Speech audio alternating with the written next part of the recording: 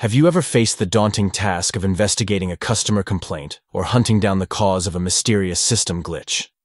Application logging can be your lifeline in these challenging situations. Discover the key principles of effective logging and equip yourself with the knowledge and best practices to tackle any issue with confidence. Have you ever faced Florian Engelhardt? Nope. Now you know the rare opportunity. Listen carefully, because he will not repot.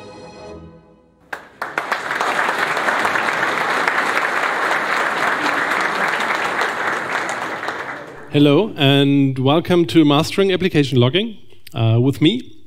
My name is Florian. I'm standing in the woods. We're going to see why later. I'm working at the profiler team at Datadog, where I'm building a continuous profiler for the PHP language. I'm an open source contributor. I have some small extensions, some small libraries that I'm maintaining, and I'm contributing to GraphQLite, PHP Unit, and PHP itself. And I'm doing so although I'm married with 5 kids. And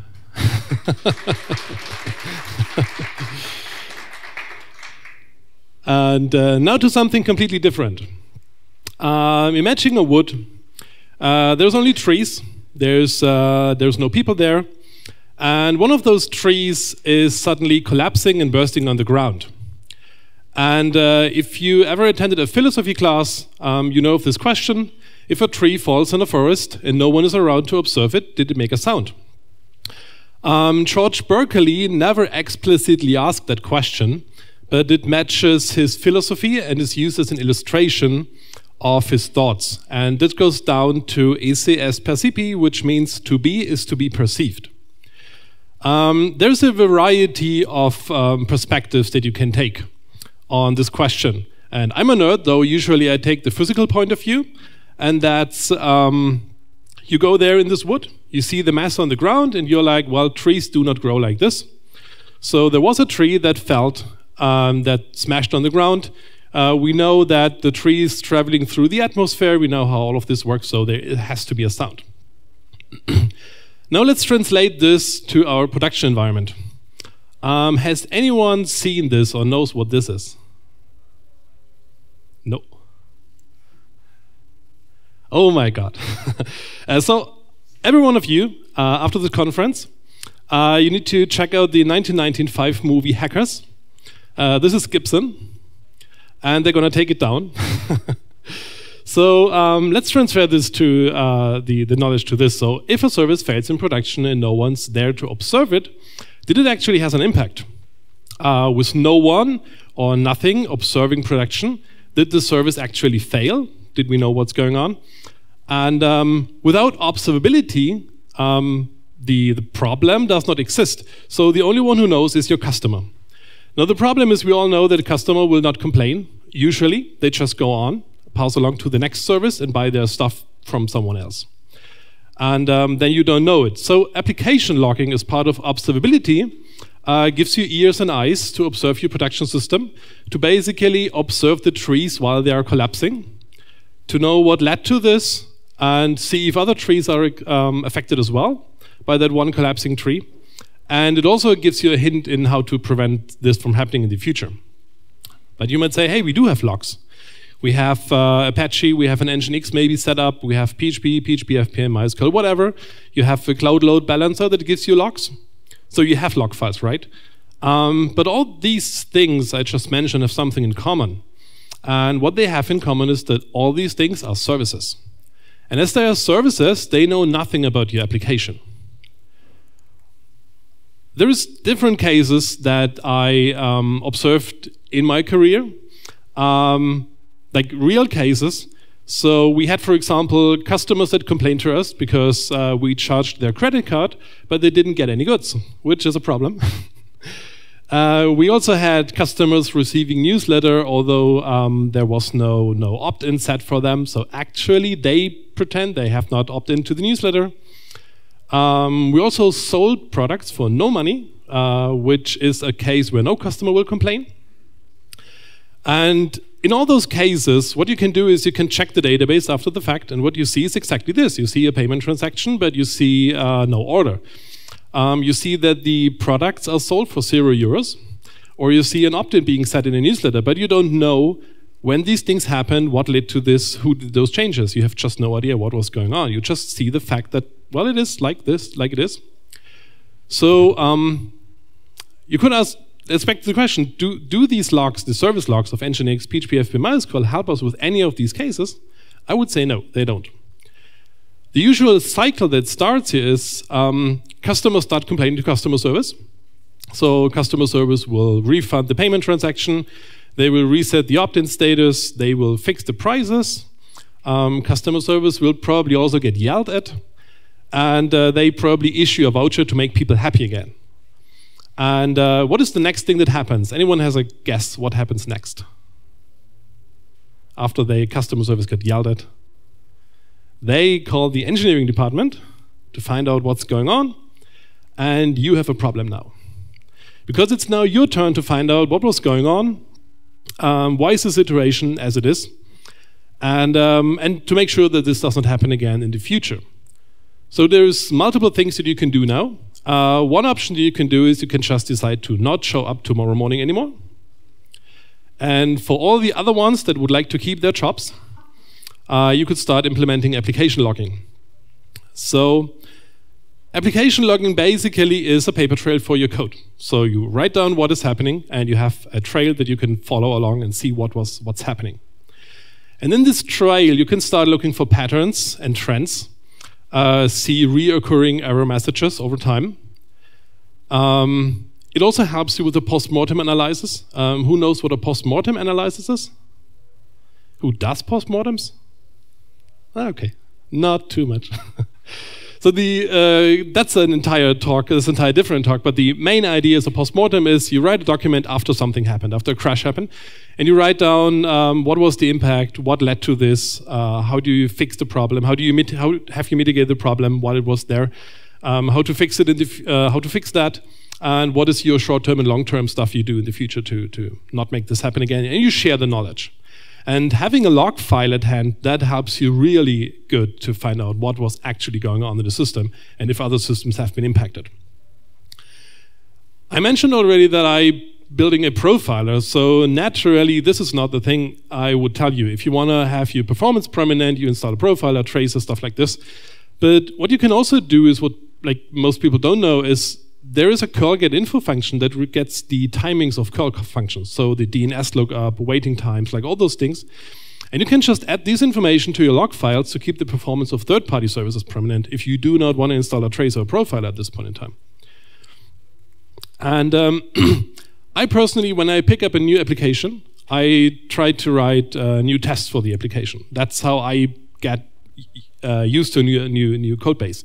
But I've also seen other people getting into a new code base by maxing out the log level and clicking through the application, observing what's going on there. And this is, by the way, what application logging gives you. It gives you observability. It gives you the option to see the trees collapsing. Now, what is a log? In preparation of this talk, I wanted to find out what is the definition of a log. And what I found really often was that people just say, well, a log is just text. So let's try it out. We have an amazing do backup function. And whenever that succeeds, we echo backup succeed, otherwise backup failed. We execute that by piping the output into a log file. Suddenly there is our log file. And because it's a backup, we run that at night, because nothing happens at night. Next day you come to the office, to your desk, you check the log file, and you see backup fail.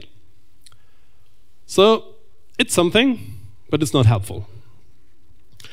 Let's have a look into another service that might have more helpful logs. So when you check the log files for PHP FPM, what you see is definitely different from what we got. First of all, we have a date and we have a time. That's the timestamp when the event happened. That's after the event happened. The next thing is you see notice and warning, which is the log severity or log level. And basically you can say this indicates if you have to stop what you're doing right now and do something different. And the next thing is we see just text. We see FPM booted up, it's ready to handle connection. We see the worker, the child nodes, emitting logs into the log file. We also get helpful information. The PHP FPM is telling us that it seems busy, when we may need to increase the PM start service. So that's actually helpful, and it would be nice if we could have something like this for our application.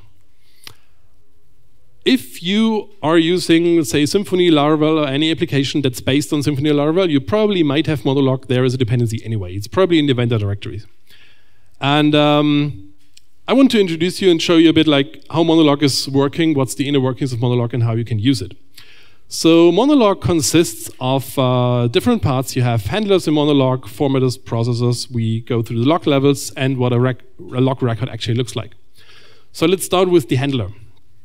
A handler's responsibility is to forward the logs to your desired target. So wherever you want to write the logs to, this could be a file on disk, it could be your favorite chat application that you want to spam.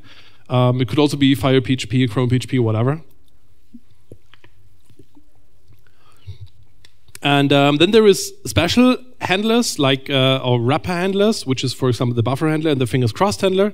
They could wrap other handlers, and the idea is that they would buffer your log messages. The buffer handler would log just to the end of the request and then flush out, and the finger crossed handler would log until there is a message with a certain severity. So you could say stuff like, I'm not interested in any of the logs until there is an error message, then I'm interested in all of the logs. Next thing in monologue is formatters. Usually you don't need to worry about formatters too much because a handler comes with a default formatter attached anyway, and the formatter's responsibility is to format the internal representation of a log message to whatever your desired target system understands. You have processors in monologue. Processors are there to add extra information to all of the logs. So if there is something you want to attach to every single log entry that you do, you can use a processor for these. There is some pre-configured process that you could use. The introspection processor, for example, will add the file and the line number to the log message. The web processor will add information about the HTTP request to your log message.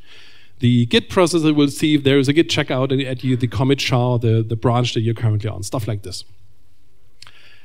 Regarding log levels are defined in an RFC, and PHPConPL23 just references to the RFC.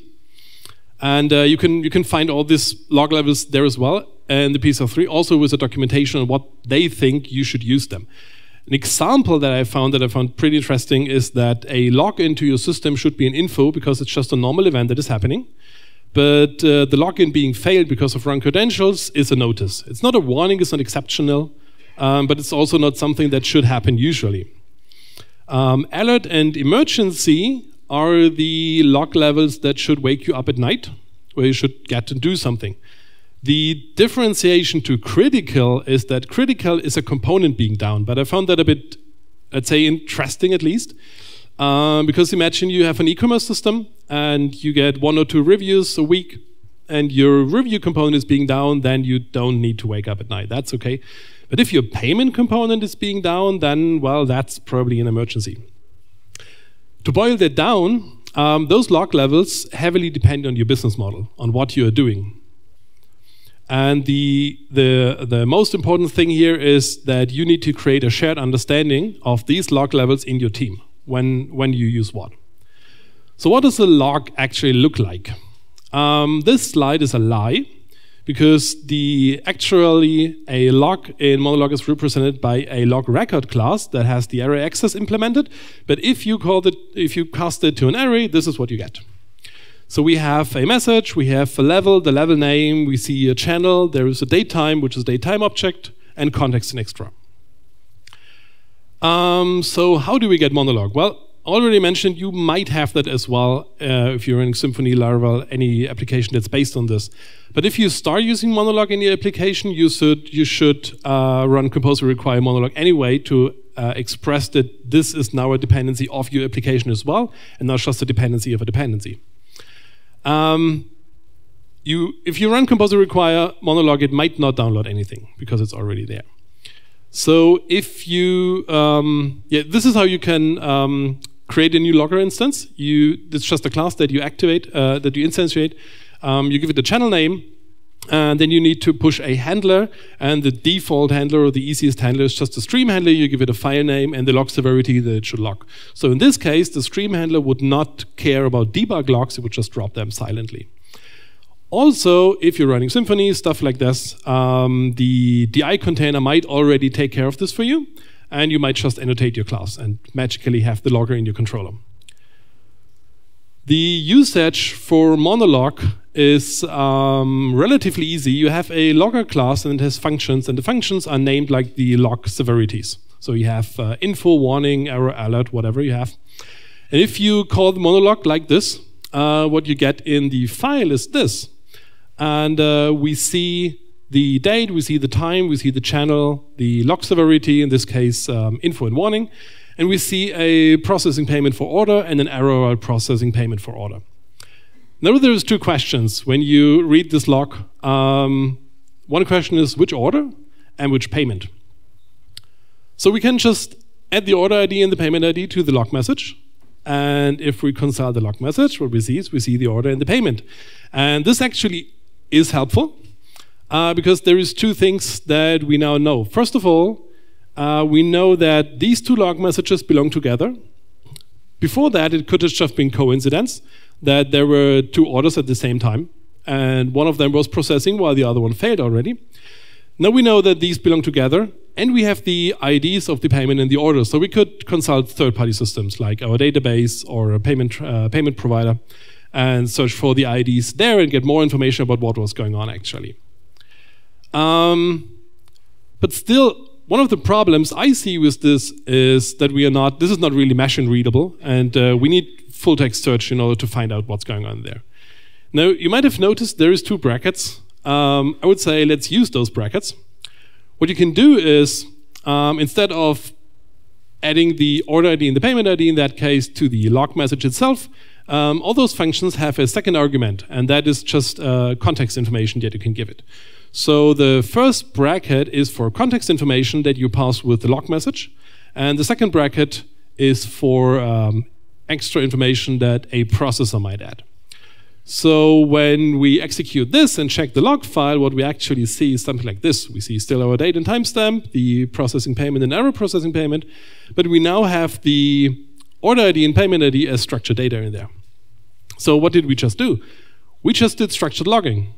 Structured logging is the practice of implementing a consistent and predetermined message format for your application logging that allows the logs to be treated as data rather than text. So we make the log message and the context machine readable, which allows you to filter on the information. So if you have the right log management tool, you can start searching for every log message that has a specific order ID. And it allows you to create nice graphs and alerts on these things. So you could say, I'm not interested in alerts when there is a specific context information or specific extra information attached to that. And what you can still do is you can still search for just like, I want to have all the processing payment log messages and give me a graph about how many payments we are processing. So next up is, what would you log? There is certain things that you should definitely log. That's when a user logs in and logs out of your system. Like users do not log out, but when someone does, it's nice to know. The next thing that I fell over at a former company was when user changed their data. Not only when they changed the data themselves, but also in this case, our customer care department was allowed to change customer data on their behalf. So if they had them on the phone and they were authenticated somehow, then they were able to change a delivery address, postal address, whatever. And logging this down actually helps you when a customer complains that their data is currently wrong and they tell you that you've been hacked because their data is wrong. And they just forgot that they called customer care 2 months earlier and asked them to change the data for them. Something that's really important is orders, payments, refunds. You could say basically every time money changes the owner, you should log that. And the reason why money changed the owner, because you want to know. Money is the thing when people are not friends anymore. So you want to be extra careful there. And also you want to log exceptions and errors that happen in production. If you don't have like Sentry or any other tool installed, Monolog can also help you there. Monolog has an error handler class that you can just give you pre-configured logger, and then Monolog will install an exception, error, and fatal handler in PHP, and will send all those errors to your logger. So you get actually informed when stuff is going south. You might definitely need more ideas based on your business, and there is certain things that you can do. The usual cycle for a software developer to add new stuff to the logging is that you deploy your code to production. And then you wait for customers to complain to customer care. And they do not forward any problem immediately, so we wait for the escalation, which gives us a lot of time to develop new stuff. And but it's not a good idea. Way better idea, and this is general advice, break the cycle and speak to your customer care or speak to your customer directly. I cannot push this enough, how important it was for me, how much I learned when I was just sitting a day with the customer care department, talking to them and talking to actual customers. And you learn a lot about your application, and you learn a lot about log messages that you're not writing that you should better write. So stuff that you could add to your log when you start writing log files that actually proved to be super helpful was the request identifier. So the request identifier, probably your cloud load balancer or load balancer Nginx or whatever you have, will probably send you a request ID anyway, which is a unique identifier for this specific request. And if you add that to your log file, what you gain from this is you can see everything that happened in this HTTP request. So if you find the log message that is problematic, you can just look for the other log messages in the same HTTP request, and suddenly you see everything that was going on during that request. And what you can also do is you can forward this request identifier to other services that you have, maybe third-party services, maybe your own services that you host, and then see what happened in other services in your request. Or even if you do asynchronous processing, you put stuff into a message queue, put the request identifier there, so that in the other end, when you handle the message, you can actually find out to what request that belonged. If you want to go one step higher, you can add a session identifier to the logs, which will help you identify which HTTP request happened earlier. Sometimes you find yourself in the problem that there is an error being thrown in the basket overview page, and you don't know what's going on, but there's clearly something going on with that basket, but you don't know what's in the basket. If you have a session identifier, you could probably find the articles that the people put into the basket. You can just see what was happening earlier, which might have led to that request. And you could definitely use a processor for these. So write your own processor and add these information. Please don't. And I also have seen this in the wild, and in projects where I was working at, username and password to debug authentication. That's a big problem, because usually your log management or your log tool or wherever you write the log tool is not guarded as good as your production database. So this is considered a breach, and I've seen this in the wild, and you won't guess how much usernames and password you have in the log file then. The other extreme is that you're like, oh, there's a problem with this order, let's just serialize the order object and send it to the log. I guarantee you that no one will read this 80 kilobyte log message. That's the first thing, and the second thing is you probably wrote personally identifiable information to your log management tool, which you should not do.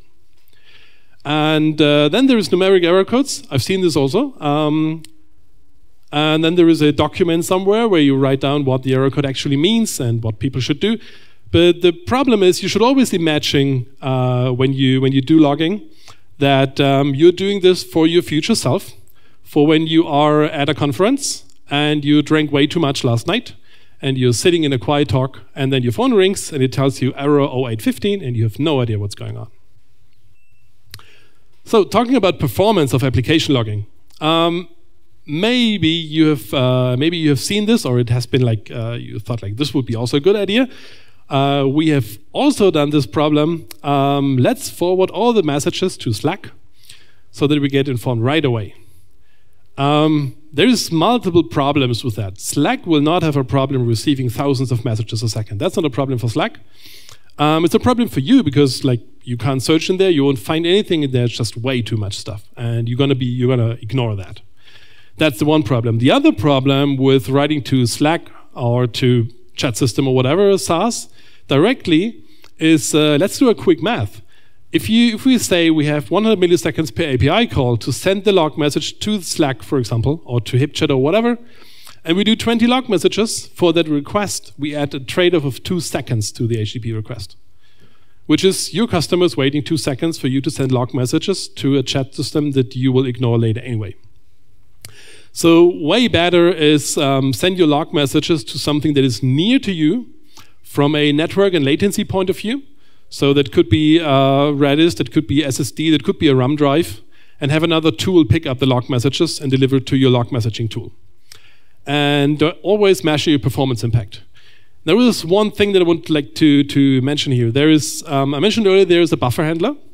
And if we do the math, the buffer handler would buffer all the log messages, and then in the end we would send out in one bulk to Slack. So we would only add 100 milliseconds. But the buffer handler comes with a price. If your PHP process dies for whatever reason, because there is an unhandled exception or something else going on, then all those nice log messages will be lost, and you won't see why it died. Okay, quick recap. Add structured logging to your system, and keep a document around that tells you how you interpret the log levels, the different log level severities. That's the one thing. And the other thing is define your extra data that you're sending, your context information. Like if we send an order ID, we send it always in the order key. And it's not named order number, order ID, and then there is something in there. But define these things. And the other thing is send your logs to a log management tool that helps you automate things. That helps you find patterns in there, that allows you to make nice graphs of the extra data that you send in there, and actually treat the data you're sending there as data and not as text. And then observe the trees while they are collapsing. Happy logging.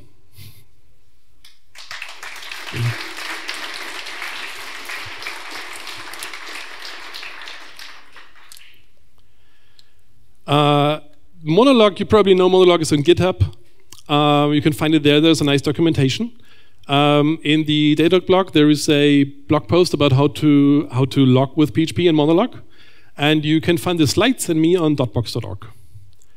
Are there any questions?